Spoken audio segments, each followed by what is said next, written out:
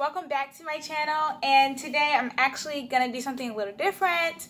I decided I do a lot of vlogs and stuff, which is great, but I just kind of want to share some information on my channel, on this channel, because there's some things that I don't get to address that I want to tell you guys about traveling abroad and everything.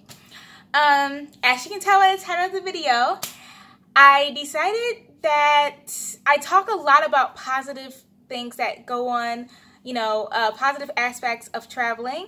Like you get to see the nice life and then this and that. And yeah, traveling abroad is amazing. I actually grew up traveling abroad, and what that means, I literally go from country to country to country, and it has been great. I had great experiences. I highly recommend it to anyone that wants to just get up and go travel. You can do that by all means, and I think it's a great life experience. This video is not to say that you should not be traveling. However, let's jump straight into the topic of this video today. I want to talk about some of the negative aspects of traveling abroad. Yes, I have been traveling abroad all my life, and I realized that no one talks about the negative aspects of traveling abroad, or things that you should be prepared for if you decide to travel abroad. So the first thing that I want to address is income. Now, income is a huge deal when it comes to traveling abroad, guys. I've seen a lot of foreigners jump on the plane, travel, and they made it. They figured things out, and they got stable and everything. However, I've also seen a lot of foreigners who traveled abroad and they went completely broke. And this is a real reality that goes on when you travel abroad. Now, some of us think ahead and we're like, okay, I want to get a job in that particular country to secure our finances. However, I want to tell you that that's not even all you need to be traveling abroad. The first thing that you would definitely need when you travel abroad, one, I would say, is savings. Please have a bank account with some savings. Do not travel on your last penny. I have done it in the past, and I reaped the consequences of doing it in the past. So just make sure that you actually have savings. I don't care if it's $1,000, $2,000 or up, or even a couple $100s. There are medical incidents that happen that most likely, at least in the beginning of your travels, you're not going to have insurance for that. If you have international insurance, that's great. But usually, whatever medical standard you're used to, especially if you're American, you probably won't get that in another country. Especially if you're not a native of that country, you will not get those benefits that you're used to getting from home. So just make sure you have savings for, medical emergencies, or, things don't go right and you need to turn around and go home. Make sure you have savings for that. Make sure you have savings just in case you do get to the country, and this happens many times, and the job is not what you expect it to be, or they don't pay you your salary. Happens a lot. I want you guys to know that foreigners, because you're not a native, you're not going to get the treatment that they get. And even if you did get the treatment that they get in some countries, in every country, the justice system is not the same. So in countries, for example, like Thailand, it's very easy for them to just be like, I'm not going to pay you. Thanks for working, but bye, I'm not going to pay you. So these are things that happen when you're a foreigner. It's so easy for, the country, people in the country to take advantage of you, that the system. So savings are for that. Also, scams. Yes, I said scams. When you're a foreigner, the natives, they can see it, okay? It's not like they can see that you're a foreigner, and 9 out of 10, some of the natives that feel like, hey, let me get over on this foreigner. I don't care where you're from and where you're going to. Even if you're going to America, you're going to run into someone who's going to take advantage of the fact that you're a foreigner and you don't know the country. You don't know the ins and outs. So whether that's on visa prices or getting housing or just getting regularly scammed on the street, make sure you have backup savings for these incidents. I've had friends that traveled abroad that had it all together, but they got scammed out of thousands of dollars thinking that they were getting settled and they were getting a visa and they were getting a house. They got nothing. And they had to end up return home or be stranded in a country. The last thing you want, guys, is to be stranded in a foreign country. Trust me, it happens more often than you think. So, have savings before you get on that plane. Like, have savings. And there's just so many different things that could go on in a foreign country that can't really predict. Like, you know, you can do this and that, your research, but you can't really predict. Glad I brought up research because that is actually the next thing I wanted to talk about. But back on income, make sure you have savings. It's probably the first very, very important thing. I do not recommend you buy the ticket with your last dime, jump on it, you know, go to a country and you don't know what's going on and you're stuck up there with absolutely no savings at all. Stable income is also another thing. I highly, highly recommend that you have stable income before you travel.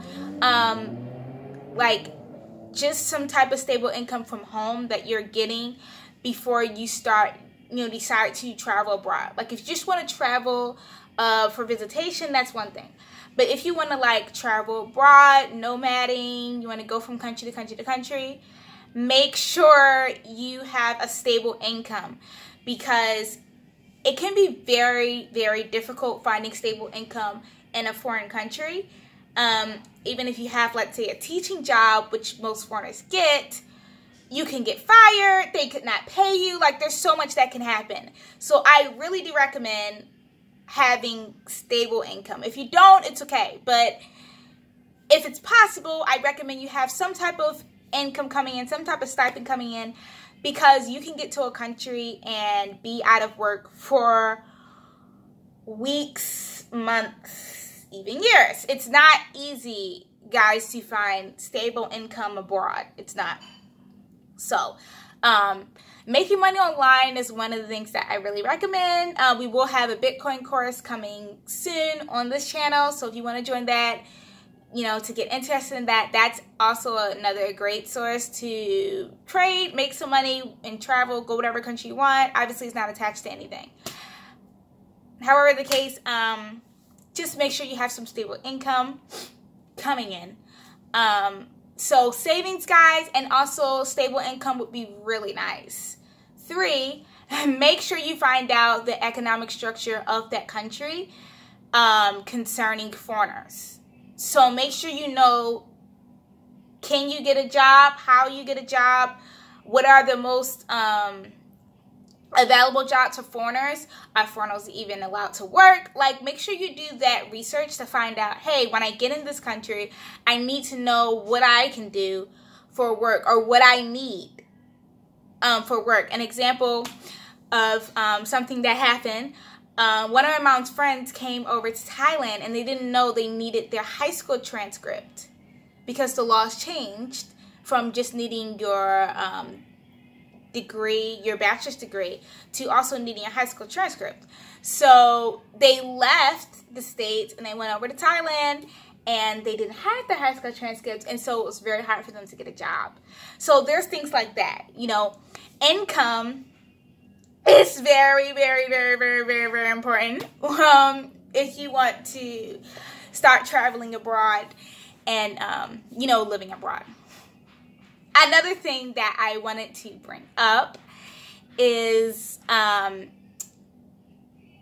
that you must, and I don't mean to say this in like a cocky way, but do your research before you travel to any country.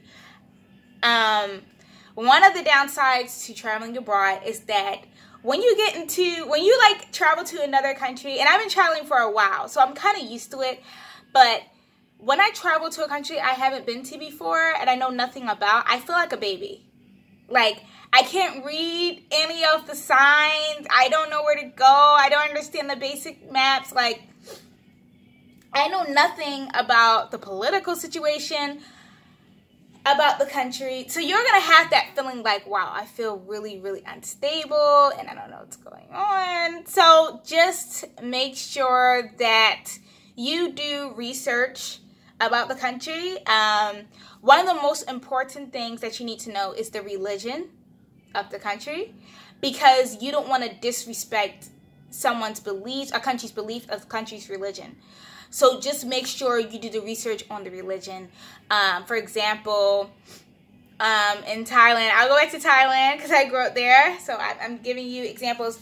In Thailand, you can't point at people. You can't stick your feet at people because they consider that religiously improper. In Dubai, it's obviously a Muslim country. So there's certain things that we even were shocked with when we got here. So just make sure you understand the religion so you can respect their religion. There's small things that you might consider cliche or regular to do at home that might not be accepted in that religion. So, religion, number one. Number two is the political economics. Again, understanding the political, did I say economics? Political situation of that country. Make sure that there's, you know, no brinks of wars or anything going on. Guys, there has been times where I was stuck when I went to Cambodia. We actually got stuck during an election, and it was just me and my sister, and we were riding around in the little tuk-tuk, and there were literally crowds of people everywhere with signs screaming and so just imagine how scared we were, because they have coups, all the time. So just make sure you understand the political situation, like, in that country. Don't go to a country and not understand what's going on politically, because it can be very, very, very, very detrimental. And those are one of the downsides to travel abroad. Another thing, downside, is that when you travel abroad, like, you feel disconnected. You feel very, very disconnected. You're going to obviously feel disconnected from family members and longtime friends. It's really not the same. Like, having a support to fall back on is so foreign to traveling abroad. Like, when you travel abroad, it's very foreign. Like, you don't really have, you know, like that friend you can call, or the family members. You don't get to have the Christmas and the this and the that, just like for social support. So one way to combat that is to join social groups. I really, really recommend social groups, and it was one of the things that really helped me when I went to Taiwan. I had an amazing social group, and brothers and sisters of Taiwan, shouting out. Yeah, but just go on Facebook and find some type of social group of foreigners, expats that you can rely on. You know, when you travel abroad, making friends and, you know, becoming social is actually a job of traveling abroad. Like, it's something that you really have to put yourself into. Don't be shy. Just get out there, meet people, because there's things that the foreigners that, you know, obviously some of them been living there 20, 15 years. You never know. You might meet somebody that really knows the ins and outs, and that can really, really change your experience traveling abroad. I've met plenty of people that are like, I've been here only like 3 days and I don't know what to do, and I'm about to spend this much money on this. And I'm like, no. Do this, do that, do that, do that. So trust me, it makes a huge difference. And also for, you know, just to feel like you have a family and friends and stuff. One of the downsides to traveling abroad is you don't feel like you have anyone. Like, you feel kind of on an island, you and whoever traveling partner you're with. And if you travel solo, it can get very lonely, guys. I'm just telling you the truth. Like, it can get very lonely traveling abroad. I've been pretty fortunate to be able to travel with my family and my sisters and stuff, but even with that, like, you don't get to see grandma, you don't get to see aunts, uncles, cousins. Like, you just feel kind of on an island. So those are one of the downsides to traveling abroad. Another huge downside that I never talked about is dating. Dating is horrible when you travel. I'm sorry. It's horrible. Like, you know, I've been fortunate to find someone that I kind of connect with and everything. As for now, I'm not single. But still, in my 22 years, like, when I got into, like, the dating world, it is very difficult to date abroad. I mean, mainly because you're most likely gonna meet someone who has a totally different culture than you, totally different religion than you. You know, you're lucky if you speak the same language. Like, you know, most people I dated, you know, English is their second language. It's not their first language. Like, so, you know, those are things that you're going to run into, you know, if you try, you know, date abroad. I mean, it's beautiful, but it's hard. It's not easy. And you could even, like, my other sisters could attest to it. Dating abroad it's very hard. I would say, if you are single and you're traveling abroad, you might fall in love with someone who can't even speak your language. You might fall in love with someone who doesn't have the same religion with you as you. You might fall in love with someone who has a totally different culture than you. So just be ready to be, you know, open-minded. That's all I can say about dating. Like, be ready to be very open-minded. But one of the biggest wrenches in, like, my dating life has been long distance, because I travel from country to country to country. So I don't stay in one like country. So imagine you get in a new relationship and you're like, oh, I gotta fly to Dubai. It's like, okay, so when are you coming back? And it's like, I'm gonna check it out and see. Like, you know, that's the kind of things that you run into. So long distance is probably just gonna be a part of your journey. And just make sure if you get in a relationship, you are very vocal about, look, this is how I live my life. And hey, if you're cool with that, you're cool with that. If you're not, you're not. Like, just be very, very honest about that aspect. But dating abroad is definitely, now that I'm older, I see that it's definitely one of the downsides to traveling. So, yeah, those are the main things that I wanted to address in this video. Traveling is great. Like I said, I recommend it. It's pretty much on everyone's bucket list. But, you know, having income, one, is hard. It's hard to get stable income and even build on top of that. Two, you know, being in a foreign land, you're not going to know much about it. So just try your best to do research. But even with that, you're going to feel a little disconnected. Three, social life. Like I said, friends, family. You're not going to have those long-term friends and family that you have back at home. You're just not. And you're going to feel lonely at times. And then 4, relationships. They're hard. I'm going to actually do another video on dating abroad, because I feel like there's a lot of people out there like me that are abroad and single. And abroad and single is not easy. It is not. You know, you just, like, you're dating people from all across the world. You can end up dating someone from anywhere, and you might date multiple people from anywhere. So it's like it's like really unique on one side, but then on the other side, it's kind of like it can be difficult to, like, connect with that person, or, like, okay, culturally this, like, some stuff can be really shocking. So just make sure that you're open-minded. So with that being said, guys, those are the downsides to traveling abroad. And I just want to be 100% honest in this video so that you know what to prepare for. And yeah, I hope you guys find this video enjoyable, and let me know if there's any other topics that you would like me to address. I hope that I was very informative in this video. And yeah. let me know if there's anything else you want me to address. I will be doing more videos kind of like this where I'm just being a little more informative in my videos and less vlogs. Bye. See you next time.